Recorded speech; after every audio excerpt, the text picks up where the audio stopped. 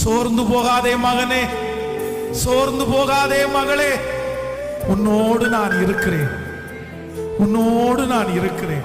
உன் பலன் இருக்கும் போது உன்னோடு நான் இருந்தேன். நீ பலவீனப்படும் போதும் உன்னோடு நான் இருக்கிறேன்.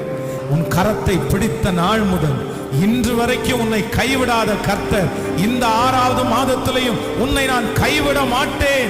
உன்னை கைவிடுவதற்காக நான் அழைக்கவில்லை.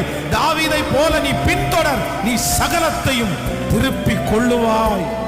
நீ இழந்த பதவி உங்களுக்கு திரும்ப வரும். நீ இழந்த இடம் உங்களுக்கு திரும்ப வரும்.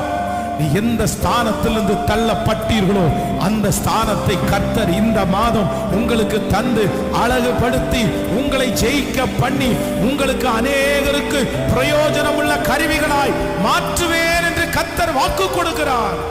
நீ பின்தொடர், சகலவற்றையும் நீ திருப்பிக் கொள்ளுவாய்.